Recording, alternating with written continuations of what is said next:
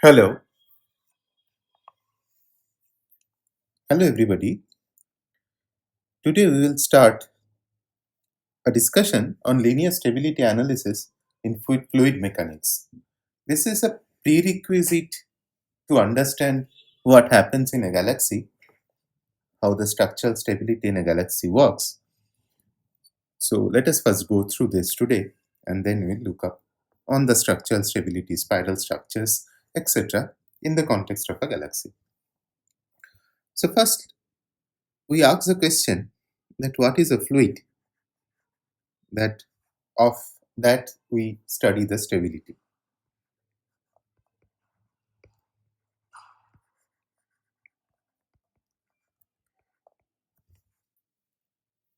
We have all studied kinetic theory,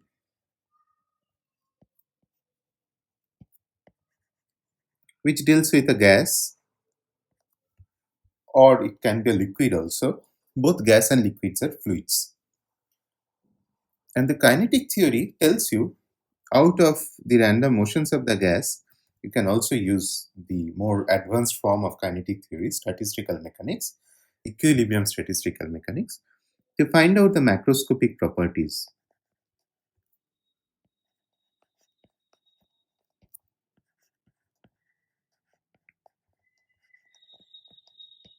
And so these macroscopic properties are like the pressure, temperature, density, etc. But to establish these macroscopic properties, we know that we need a minimum volume of this fluid,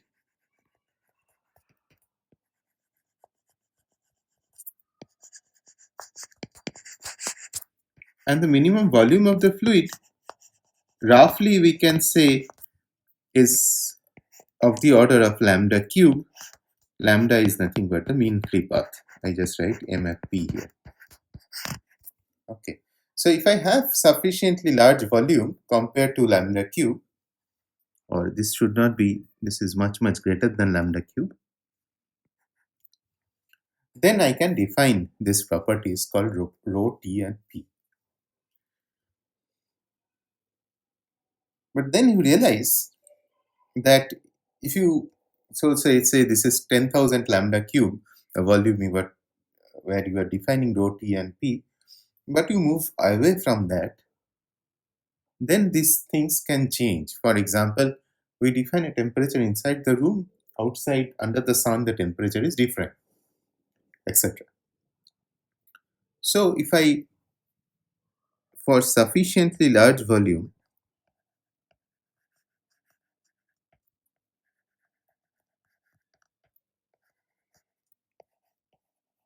or large scale than lambda cube,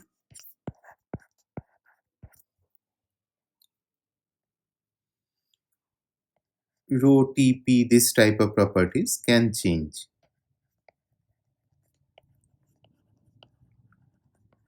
right?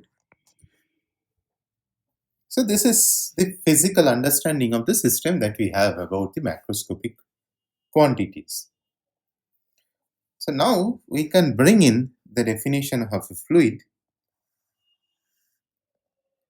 in terms of what we call the fluid elements.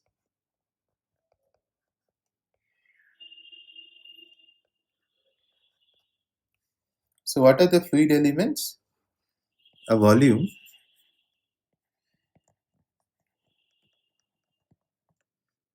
this is much smaller, or first say, let's say much larger than lambda cube, such that we can define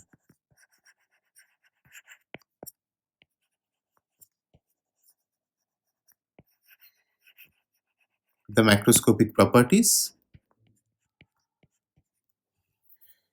On the other hand, this is also a volume which is much smaller than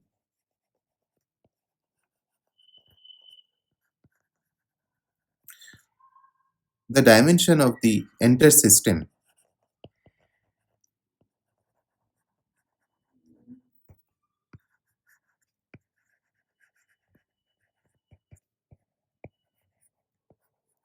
Why is it so? Because then only we can see or observe. So the such that goes for both of them. Observe the change in rho, T and P, or any other macroscopic property, so to say. So we define such an element or collection of such elements. Actually, it becomes a continuum of such elements which are much larger than the mean free path. The size of that element is dimension is much larger than the mean free path, such that we can define the macroscopic quantities. But then we also want to see how the macroscopic quantities changes with time and position. So we define things such that this volume is much smaller than the dimension of our system. Like, for example, if I want to measure the temperature difference at different sites in my room, the size of the fluid elements is much smaller than the size of the room. Otherwise, we will not be able to define different temperatures at different places.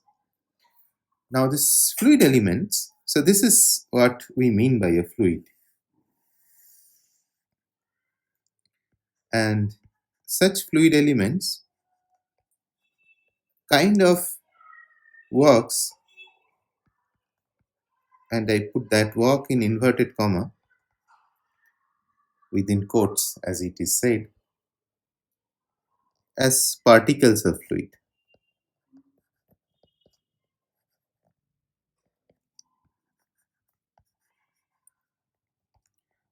And we can apply physical laws to them, like, for example, the laws of Newton's, laws of mechanics.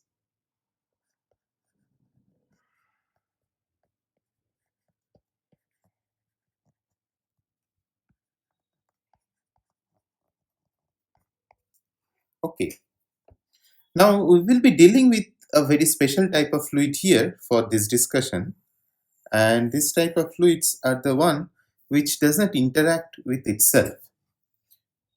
For example, it may so happen that because there is a difference in the velocity of the fluids at different parts of the fluid, one part of the fluid drags the other part. So we call that viscosity. But here, in our examples, as we'll see, that viscosity, this type of things are not important, just because the density of our fluid is much slow, much low. So we will deal with only non-viscous fluid in our discussion, and that makes life a lot simpler.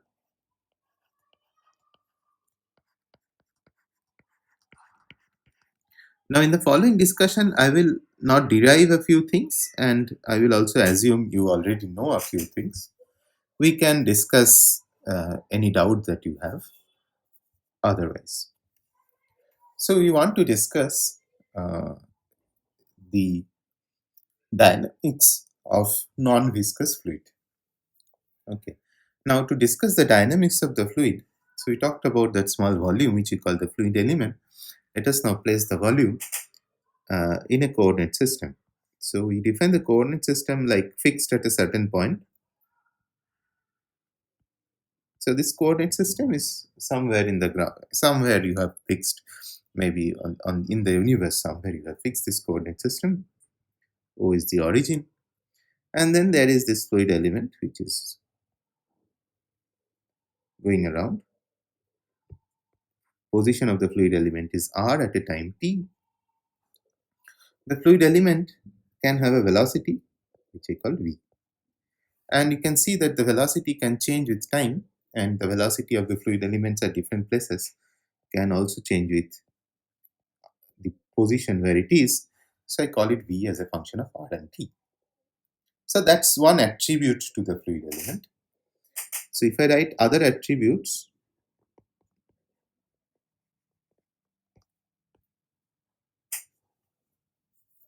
so I have, which we already discussed, the pressure, the temperature, which is not that we will be using much today, and the density. The reason we will not use the temperature that much is because of the equation of state, which relates the pressure with density and temperature. So if I tell you what is the pressure and the density and what is the equation of state, you will also know what is the temperature. So this is the setup, and using this setup one can arrive at a few equations, and I will not derive those equations, but I will tell you where they are coming from and what is the meaning of them.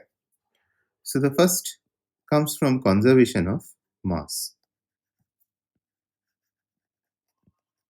So we are assuming here that our fluid elements are such fluid elements, and inside the fluid elements, obviously, it's a gas or a liquid. It's made up of those small particles of the gas or liquid molecules or atoms, and we are assuming they are not destroyed or created. So the total mass remains the same. So that is the conservation of mass, conservation of the mass of the fluid. And that's this we apply at each infinitesimal volume in the fluid, and that gives us a relation of its density. The density can only change of a fluid element in a small volume if there is a flow in or out from that element, which is given by the second term, or if there is an inherent change in density.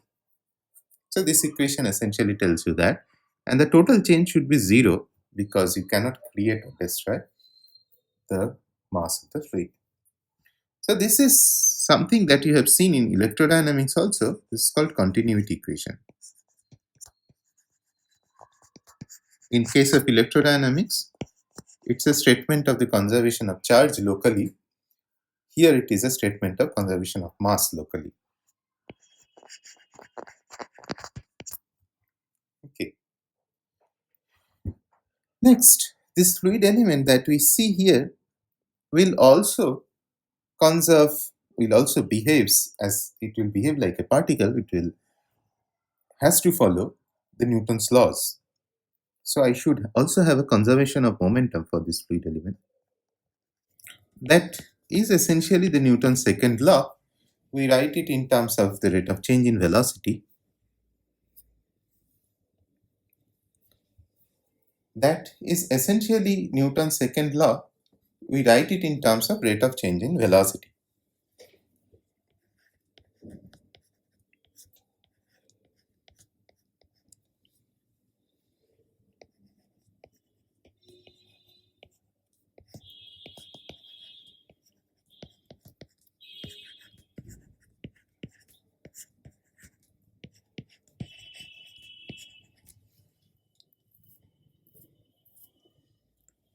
So what do we have here? In the left hand side, I have the rate of change of velocity. The total rate of change, if you want to write dv dt, it has to be broken in two parts. One is the change in velocity itself, explicit time change in velocity. Other is because the fluid, as it is, as we said, that the velocity depends on where you are in the fluid. So if you change the position in the fluid, then the velocity also change. So that's the second term, v dot grad v. In the right hand side, we have two forces. One is the force of gravity. Here I can have other forces also, like for example, if it's a Coulombian fluid, Coulombian means if it's a charged fluid, I can have force because of electric field or magnetic field.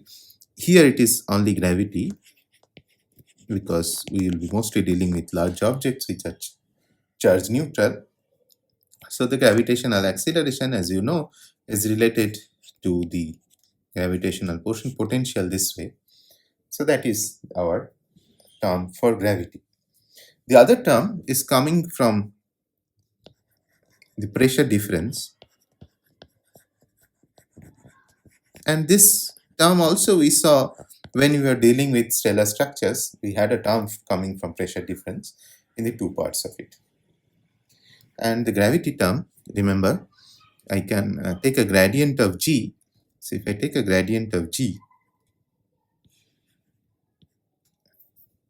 if I take a divergence of G, I'll get minus grad square phi, and that from the Poisson's equation, it comes out to be 4 pi G rho, and that will be useful for us later in the discussion. This is essentially Newton's law of gravity. Grad square phi equals minus 4 pi G rho is nothing but Newton's law of gravity. So conservation of momentum is the Newton's second law written for the fluid. It's called Euler Equation. And these are the two equations that we will deal with today.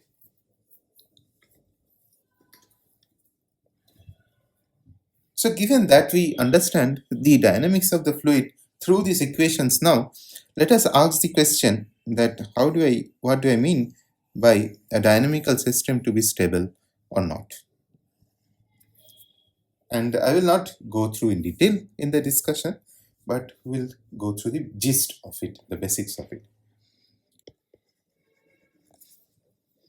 What do we mean when we say that a dynamical system is in equilibrium? You know from your study in classical mechanics that the potential for this case has an extrema.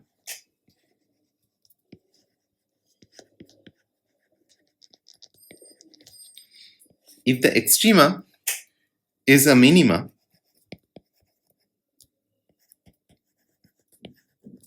we call that the system is stable.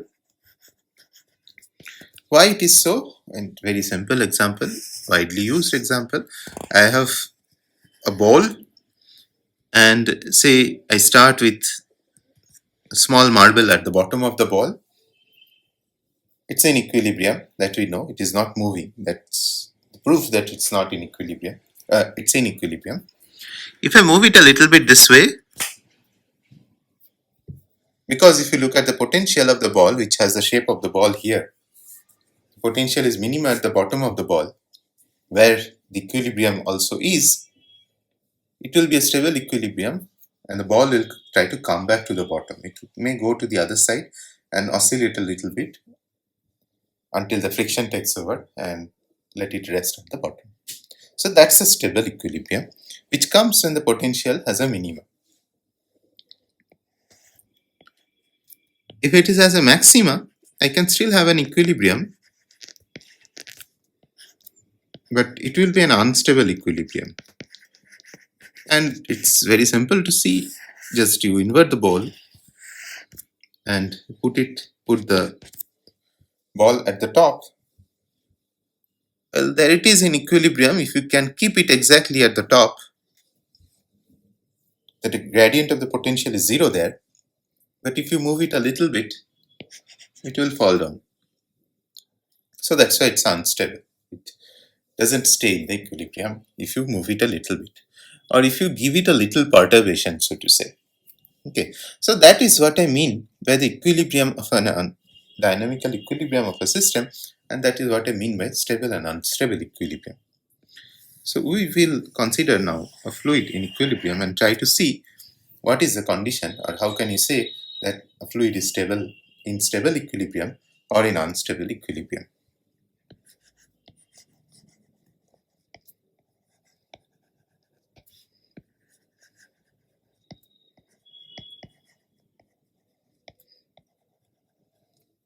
When I say a fluid is in equilibrium, its attributes, in our case we have 3 attributes, rho, v and p. We said that the t is a redundant one, are constant with time.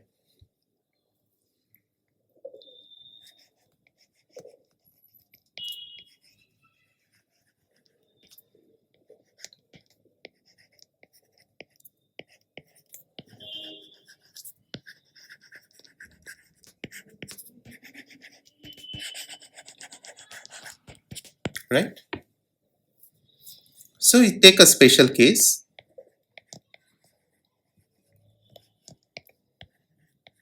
So this is the case of a cloud. It can be a cloud in our sky. It can also be a cloud in between the star, an interstellar cloud. which is completely left by itself, so you can go to a reference frame where its velocity is 0.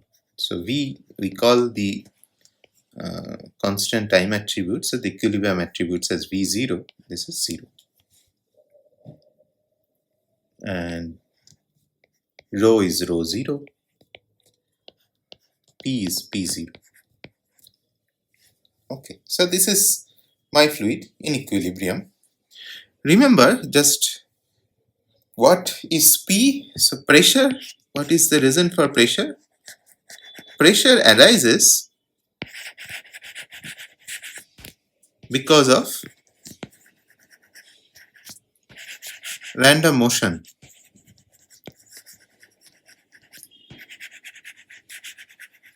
inside the fluid element, right? So it's the random motion of the molecules or the atoms that makes up the fluid. Just keep this in mind, it will be important shortly. So pressure arises because of that, so that is what I call, that's a P0. So it has random motions, the fluids have random motions, fluid elements, inside the fluid elements the molecules or the atoms have random motions, and because of that there is a pressure, it's not zero.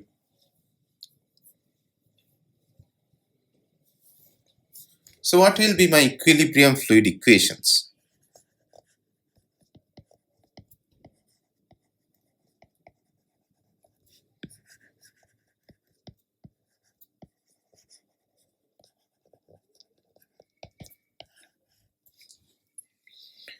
So we have two equations, continuity,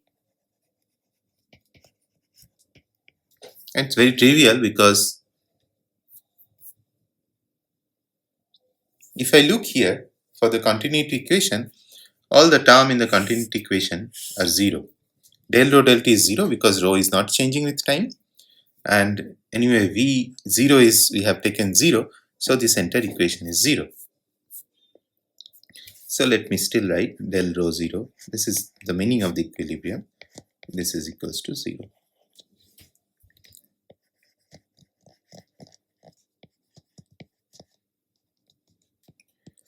What about the Euler equation? Again, because it's in equilibrium, v is not a function of time explicitly, the first term is 0.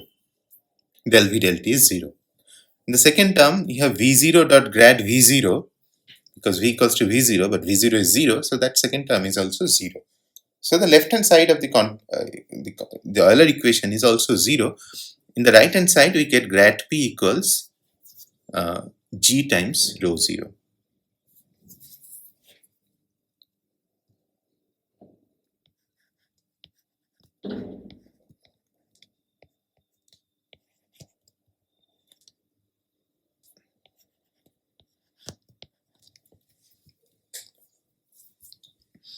And that's it.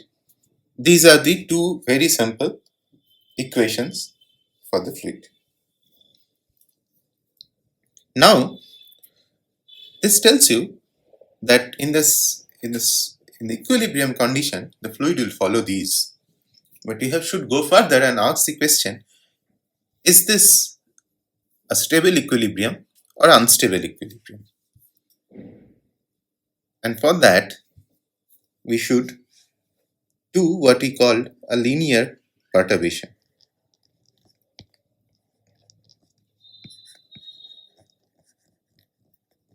By the way, this equation you have already seen. This is essentially the hydrostatic balance equation which you used for the stars. So what is a linear perturbation? The fluid is in equilibrium.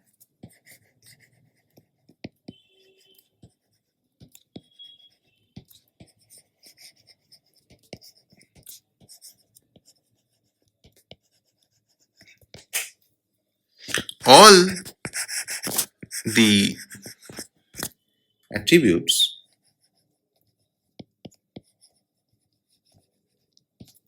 are changed, perturbed means changed, from its equilibrium value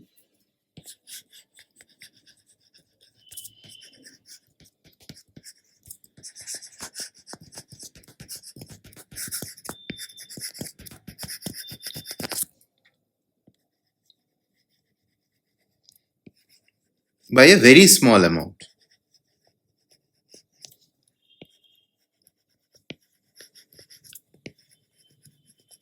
So you change it, move it a little bit and try to see what happens because of that movement.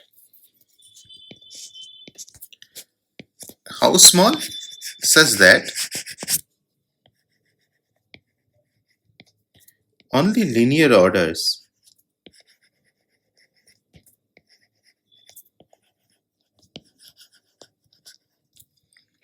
in the perturbation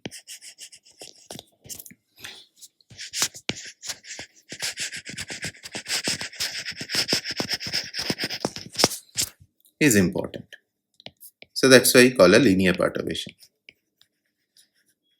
All orders which are over linear orders can be neglected. So linear order terms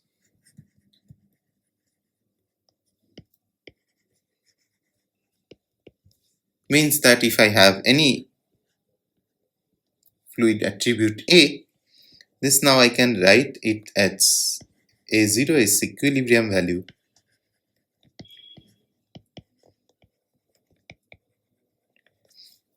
plus A1,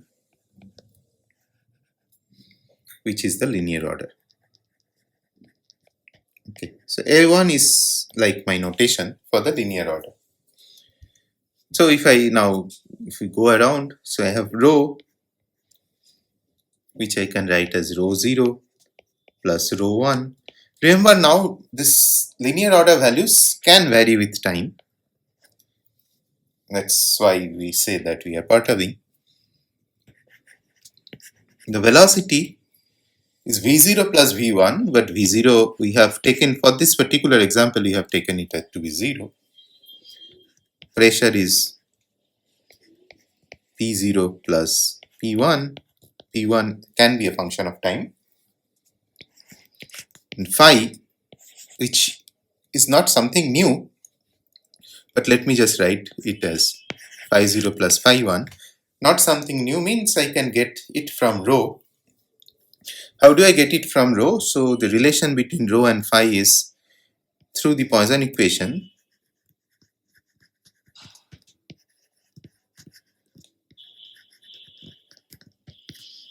And if you work out, you see I have the Poisson equation for this case also, where I will get grad square phi naught is minus 4 pi g rho naught.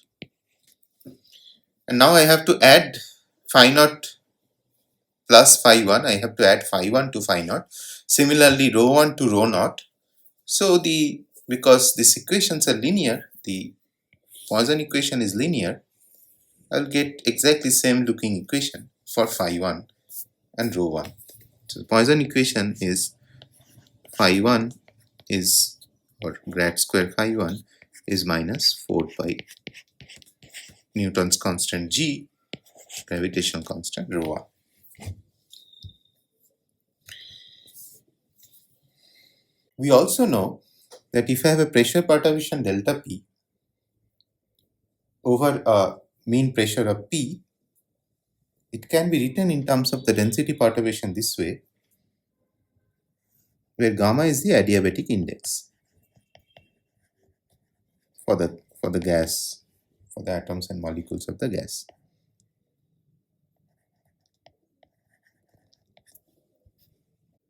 I can write this as grad P by P equals gamma grad rho by rho. Now if the sound speed is Cs square, we know that grad P is Cs square times grad of rho. So keep this in mind, we'll be using it shortly. So what we'll do now is use our fluid equations and put in this perturbed quantities in the fluid equations. It will be a little more complicated now because I have so many terms. So let's start with the continuity equation.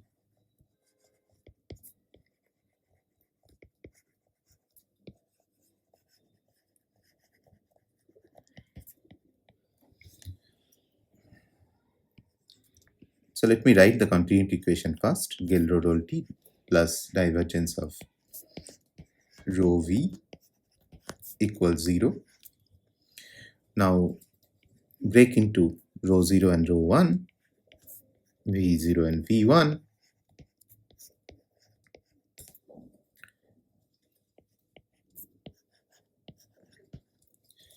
I will have 4 terms here. 2 of the terms will have v0, but v0 is 0, so I don't need to write those down. Then I will have one term which is rho 0 v1,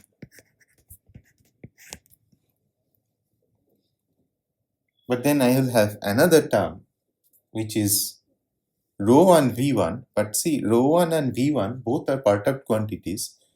I will only take the linear order terms. Rho 1 times v1 is like squared terms, so I will not take them. So this all remains of the continuity equation, and the first term you know is 0. So the rest of it is what you require. What about the Euler equation?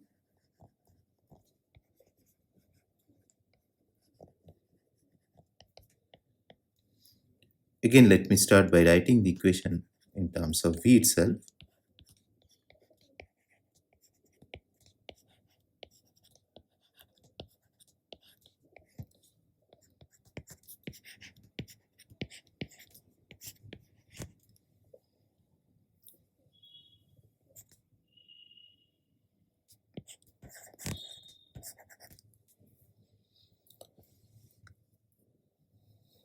And let us now collect the terms which has zeros first.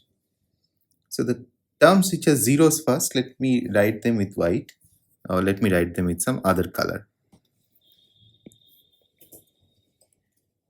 So del v0 del t here, which I obviously know is 0 because v0 is 0. I should not have written that down.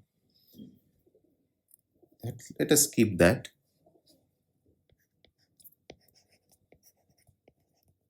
I'll get a term this, and in the right hand side I'll get a term minus grad p0 by rho 0 and g0. What are the other terms? Obviously I have a del v1 del t,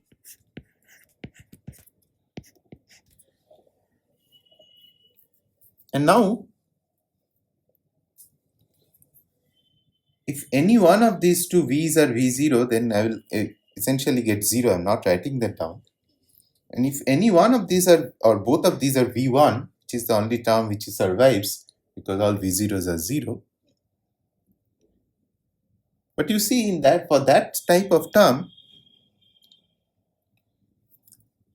v1 square comes in again, and v1 square we said that will not keep.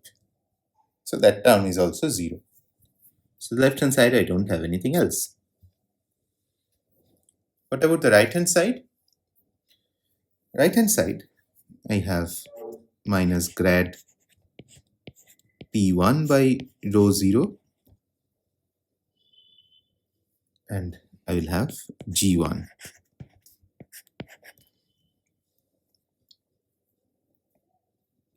You can check again. All the other terms will not contribute. There will be a term which is again square in terms of p1 and rho, p and rho, that will also go away. So the Euler equation, or the two equations that we are left with, let us do a little bit of more trick here. You see that this is 0 because of this is 0, these two combined. These are 0 individually. This we have already seen for the equilibrium case. So in the right hand side, let us write down what we have. We have gradient of p1. Gradient of p1 I can happily replace by c square gradient of rho 1 from the definition of the sound speed. So So this is c squared by rho 0 gradient of rho 1. Why do I want to do that? Because if I do that, then I have eliminated P from everywhere. And G1, remember, is minus gradient of phi 1. So what are the two equations we are left with here?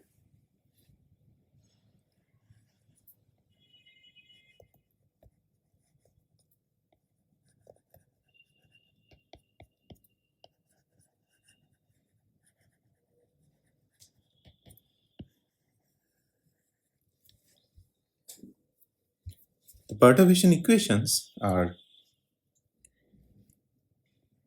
del rho 1 del t plus divergence of rho 0 v1, rho 0 let us take outside,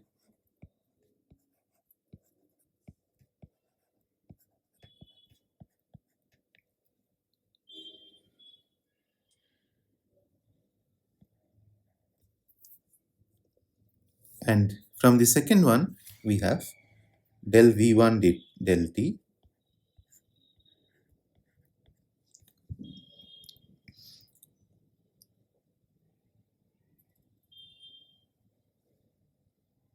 we can keep everything in the left hand side. So this will be plus, let's multiply this by rho 0, c square gradient of rho 1 minus rho 0 grad phi 1.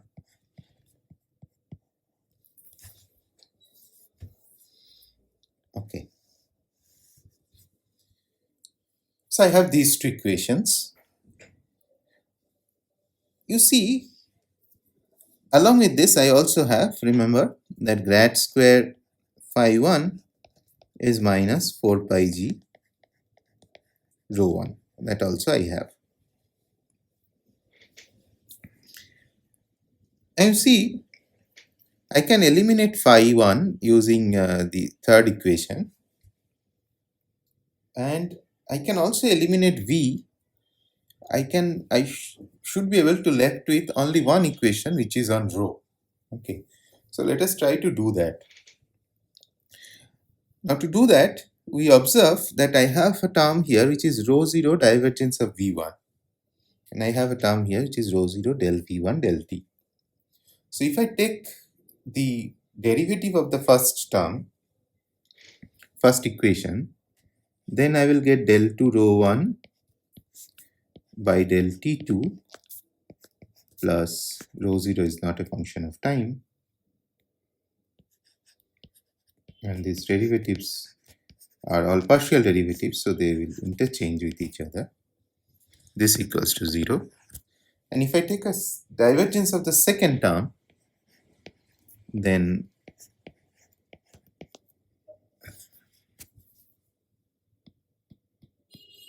I get rho 0 divergence of del v1 del t plus cs square. Now this becomes grad square rho 1. And I have now this nice thing that I have grad phi 1 and another divergence makes it grad square. So I can use the Poisson equation here, which will make it plus 4 pi g rho 0 rho 1.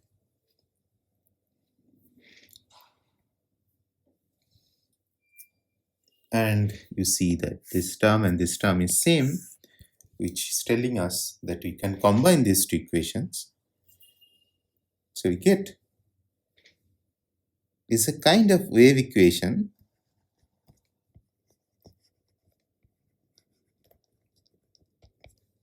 for the perturbation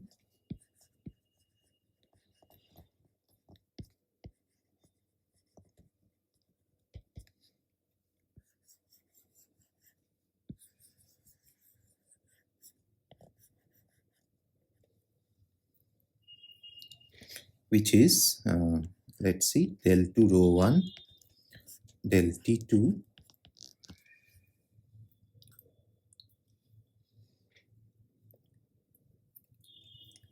equals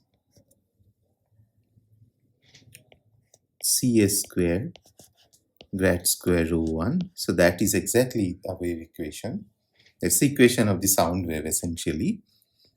Plus I have another term, and this type of term is a kind of damping term. Okay, so this is equation for sound wave.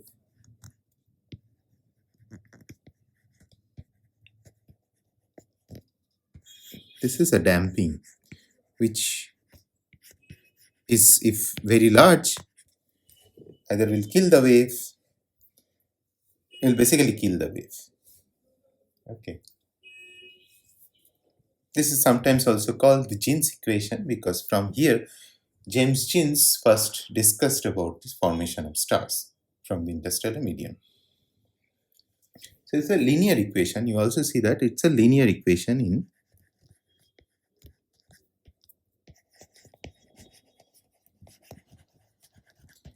in rho 1. Okay.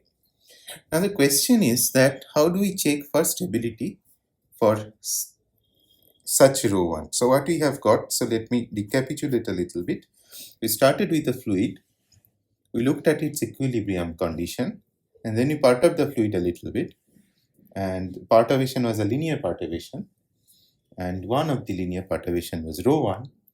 And now we have got an equation which tells us how the linear perturbation behaves as a function of space and time. If I solve this, then the solution will be the behavior of the linear perturbation as a function of space and time. The solution is rho 1 as a function of r and t, right? Now, how do I check for the stability of such a system without solving the equation? So to check the stability, we do what is called a harmonic analysis. And this can be done because the equation is a linear equation. So I can write rho in terms of its Fourier transform, Fourier modes.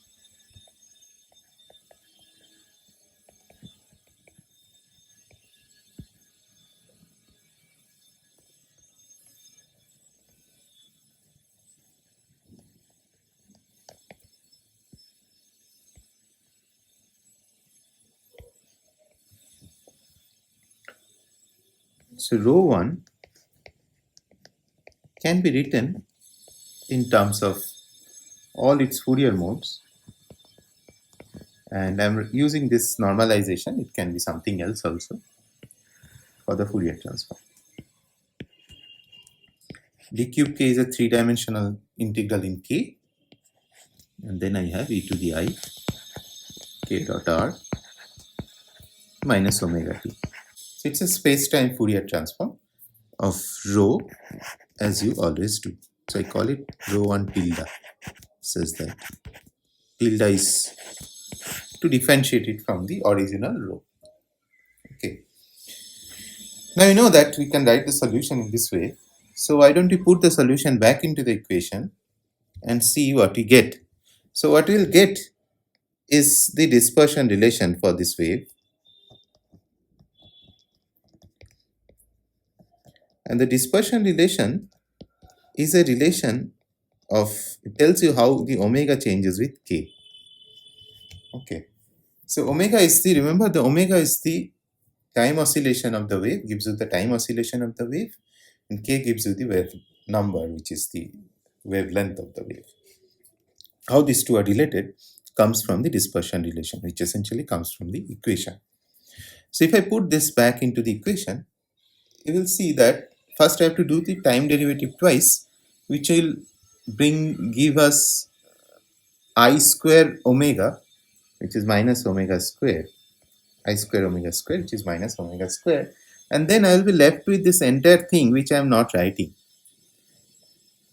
Let's see that the second term will give you Cs square and then minus k square, and the third term will not give you, basically not give you anything. So I can write this as 4 pi g rho 0, essentially. And this entire thing, every term will be multiplied by or this, and this every term will be inside this integral with all the other term present. So for this to work, this equation has to be satisfied. So you get the dispersion relation, which is the relation of omega as a function of k as c square k square minus 4 pi 0.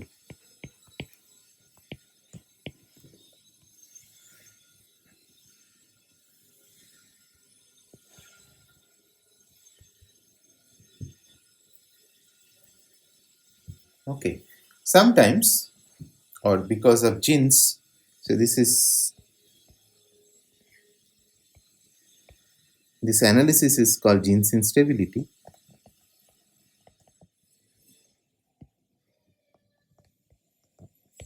And we'll talk about it a little bit.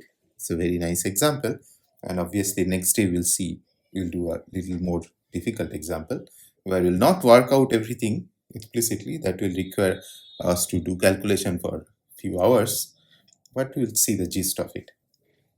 So here it is written this way. So you define a gene's wave number kj, which is obvious from here. What will be kj? Kj square will be 4 pi g rho naught by cs square. Okay. Now why do I do this? And how do I actually see whether this will be stable? So for that, let us consider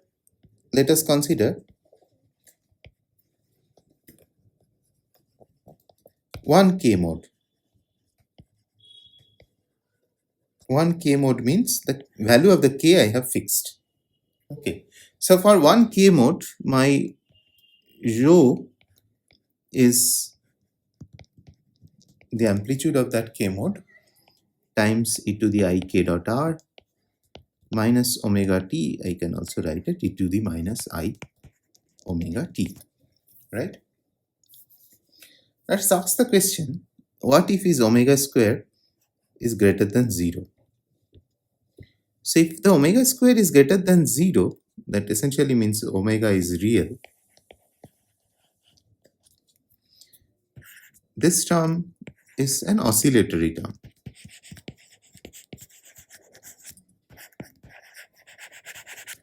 Right? Which means if you give a small perturbation,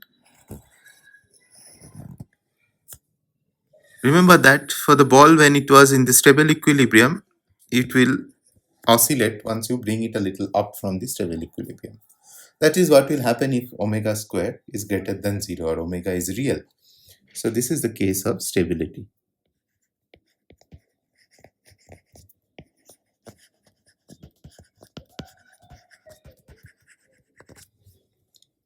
On the other hand, if omega square is less than 0, which essentially means omega is imaginary,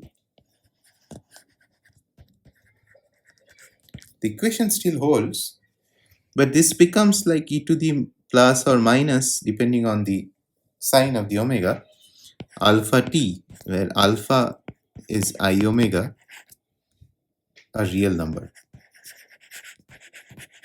right? Which means that this will be either exponentially decaying. If you give a perturbation, it will either exponentially decay, it will not be there, or it will be exponentially increasing solution where the perturbation will keep on grow. So this is an unstable equilibrium.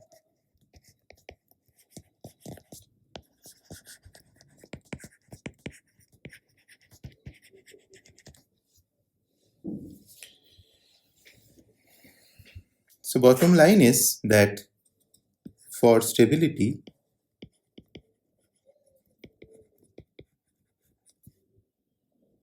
or stability also means an oscillatory solution, omega square should be greater than 0.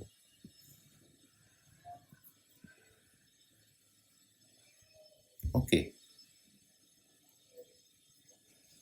Now let us look back at the equation. Let me write it in this form.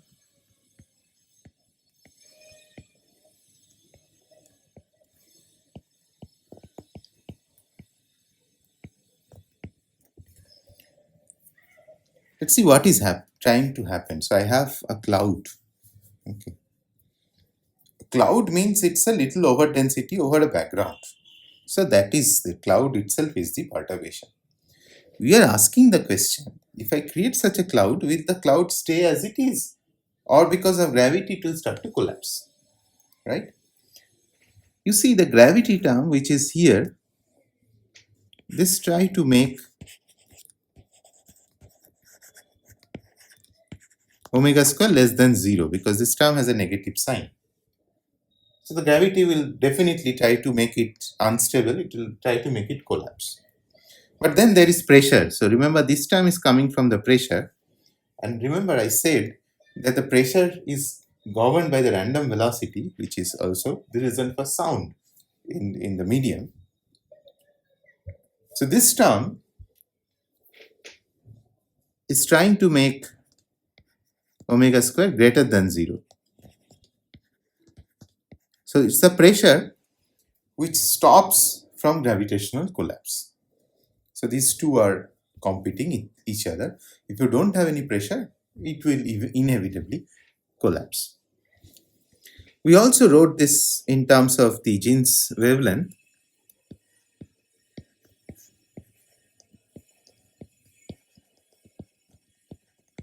And this tells you, remember we did this analysis for a particular K mode.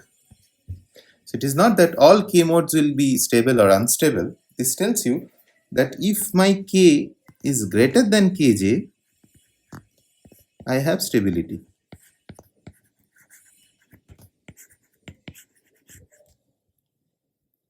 So Kj is given the density and the sound speed in the gas.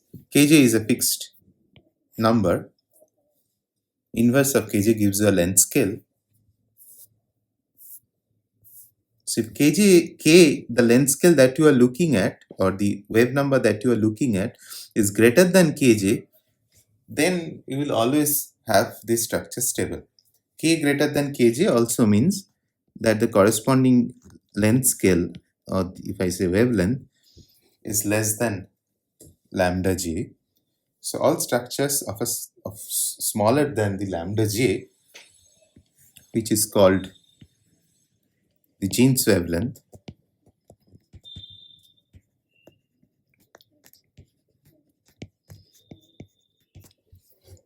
they will be stable. If you make something which is bigger than lambda j, they will collapse. And that makes sense because that bigger structure will have more mass and more gravitational pull. So that is the linear stability analysis. And this is essentially the first theory, the example of the gravitational collapse that we have gone through now is the first theory behind star formation.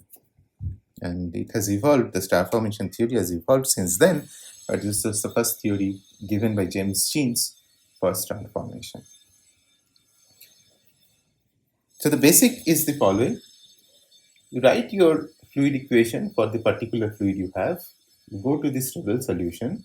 You go to the equilibrium solution. You perturb it a little bit, and you get the equation with the perturbation. You get the dispersion relation, and from that you try to see what are the conditions where omega square is greater than 0. That will give you stability. So what I can do is I can make a certain structure, and which essentially will come from a fluid flow, and then ask the question through this mechanism whether that structure is stable. And that's what we will do for a certain type of structure in the next lecture. Thank you.